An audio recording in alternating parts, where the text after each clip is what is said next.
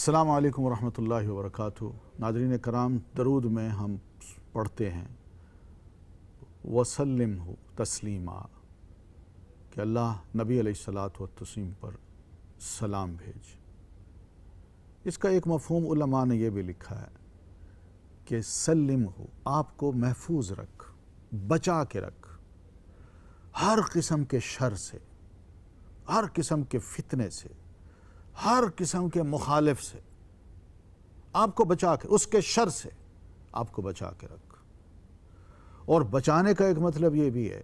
کہ آپ صلی اللہ علیہ وسلم کی سنت، آپ کی سیرت کو بھی بچا کے رکھ، کہ اس سیرت کو دنیا پڑھتی رہے، جانتی رہے، اور اس کے ساتھ ساتھ نبی صلی اللہ علیہ وسلم کی جو سنت ہے وہ بھی باقی رہے، اور مسلمان اس سنت کو پڑھتے رہیں، جانتے رہیں، عمل کرتے رہیں، اور پھر اس کا فائدہ یہی ہوگا کہ مسلمان دین پر قائم رہیں گے۔ سنت باقی رہے گی تو دین پہ قائم رہیں گے۔ یہ گویا کہ ایک مسلمان صلاۃ جب پڑھتا ہے تو صلاۃ اصل میں عبارت ہے فالو کی، اتباع کی، کہ ہم نبی علیہ الصلاۃ والتسلیم سے جو عقیدت رکھتے ہیں، آپ پر ایمان رکھتے ہیں، اور آپ کے لیے رب کے حضور یہ دعا کرتے ہیں اللہ اپنی خاص رحمت نبی علیہ الصلاۃ والتسلیم پر نازل فرما، تو یہ کیا ہے؟ یہ اصل میں ایک عبارت ہے، اس بات کی اظہار ہے، اس بات کا کہ ہم آپ صلی اللہ علیہ وسلم کے متبع ہیں، آپ کی اتباع کرنے والے ہیں، آپ کو فالو کرنے والے ہیں۔ تو گویا کہ نبی علیہ الصلاۃ والتسلیم کی سیرت ہو، آپ صلی اللہ علیہ وسلم کی سنت ہو، اس کی بقا کے لیے، اس کی سلامتی کے لیے، اور آپ صلی اللہ علیہ وسلم کی سیرت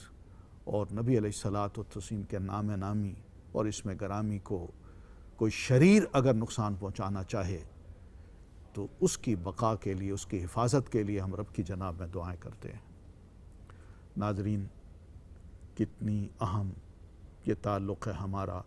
نبی علیہ الصلاۃ والتسلیم سے، مگر یہ بات یاد رکھنی چاہیے، یہ تعلق قائم ہوگا محبت سے، خالص محبت سے، اور یہ محبت دل میں ہوتی ہے جو ایمان کا حصہ ہے۔ اس دل کی تزکیہ کے لیے یہ بڑا ضروری ہے کہ ہم جناب رسول اللہ صلی اللہ علیہ وسلم کا نام نامی آتے ہی آپ پر خوش دلی سے، دل کی گہرائی سے، انتہائی عقیدت سے، خالص محبت سے آپ پر درود و سلام بھیجیں، اور اس طرح ہم بھی آپ صلی اللہ علیہ وسلم کے ایک سچے امتی ہونے کا ثبوت دیں۔